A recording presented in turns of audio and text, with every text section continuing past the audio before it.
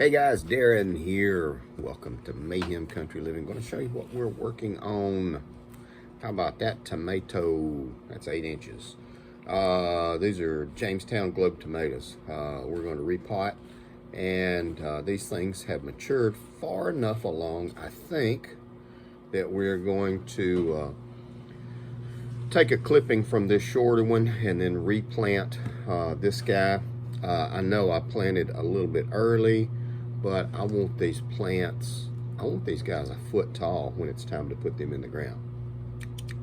So what we're going to do, take our cutters, I've disinfected them, alcohol, Listerine, whatever you want to use, and we got cups and we got dirt. Normally, if I had not figured out how easy it is to do plants from seeds, I would do I would do plant starts from, you know, Walmart, feed store, stuff like that. Each one of these, well, they used to be $2 or $3. Now they're $5 or $6 a piece if you bought them in a Walmart or something like that. So I have probably spent about $50 on really, really good dirt and plastic cups. Way she goes. Normally I'd spend $400 or $500 on plants, so it's okay. We will do this. I mentioned it before, and a lot of you guys know more about this than I do, but the wonderful thing about these tomato plants, this is a Johnson Globe tomato plant, by the way. It's a hybrid determinable tomato, and it is between the size of a Brandywine and a beefsteak, so 10 ounces, something like that. It's a big, good sized tomato, good size eating tomato, cutting tomato. And you can see that guy. What we're going to do, we're going to make a cut here. I'm going to get all my dirt set up first, and then we will proceed. We have about 40 or 50 of these to do, and it looks like he is getting ready to timber. Bam. More to come. Okay guys, we are back. Just so you guys know, this is a rooting hormone compound, a powder, and you can get this Walmart, Amazon, $6-8, something like that. Lasts a very long time. I use this for roses and everything. When we're doing cuttings of roses, we'll do that when the time is right. But you don't really have to use this unless you just want to. The nice thing about tomatoes, again, is they will do their own thing, and they transplant so nicely. You can also make your own rooting hormone. See, here we go.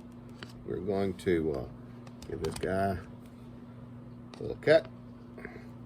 I'm going to cut him right here, and then I'm going to cut him right here. I have actually let him get too big cutting these leaves, because we're not looking at the plant doing chlorophyll production.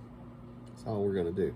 We are looking at this guy to do root development, and I'm going to plant it pretty low. There we go. That is how we're going to do it. More to come. There you go, guys. I want to show you this tomato plant growing inside in our grow room. This thing has developed a massive root system already. Now what we're going to do, we're going to plant it up to here, and when we plant this guy outside, hoping it's going to be soon, because I'm getting tired of repotting these guys, that's the price you pay, we are going to have to dig a hole about 1 foot deep, and we'll lay it in. I'll show you how we do that too. Now I gotta find a bigger pot. More to come. There we go. You can see I buried it an additional 4 inches, and these plants are going to be very mad, and that is just the way it is. when you transplant. Same as it is with people.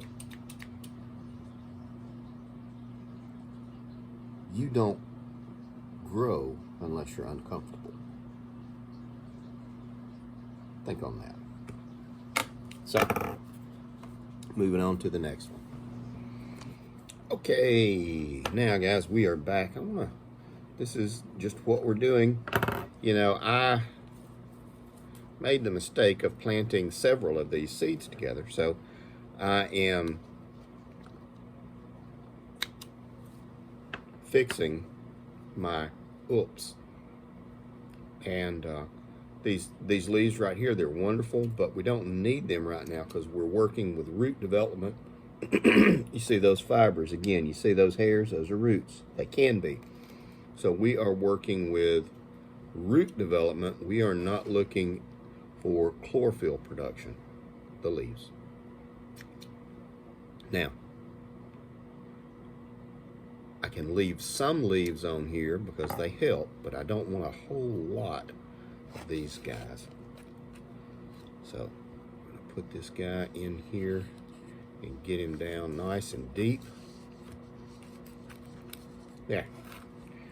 We got this one, and this is another Martin Giant tomato. I have always had an affinity for plants. When I first started attending college, I was fast-tracked for a degree in medicine. That did not happen. Things occurred, and that did not happen. And I always had an affinity for botany. I always the plant side. I always just found it very fascinating. So we're going to do this one. This is a Martin Giant.